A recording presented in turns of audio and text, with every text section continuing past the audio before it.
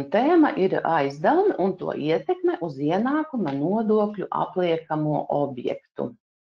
Ja uzņēmums aizdod,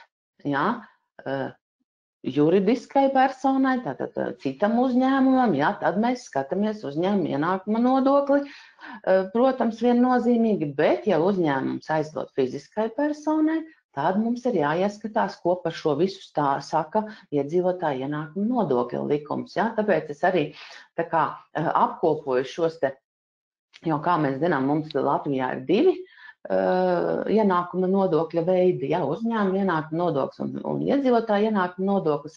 Un tad tādā kontekstā arī skatīšos šo savu šodienas tēmu par aizdevumiem. Ir tik daudz izņēmumu šajā likumā, kad es saku, vispirms sākam no otras puses.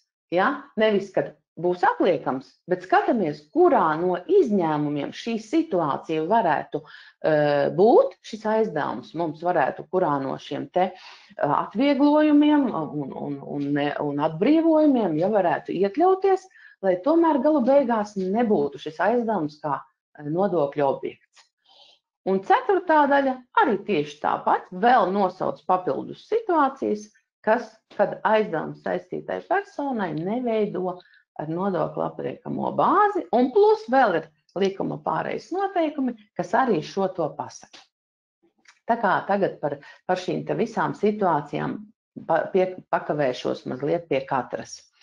Jo arī ietekmē šo nesadalīto peļņu, un to ietekmē arī virsgrāmatā, jo mēs jau nevaram tā uzskaitē nolikt to veco peļņu, tātad šajā manis teiktajā variantā zaudējumus, vai otrādi, un tad tur dzīvo dzīvi no jauna. Ir tā FIFO metode, kad viss chronoloģiski iet no senākā notikuma uz priekšu.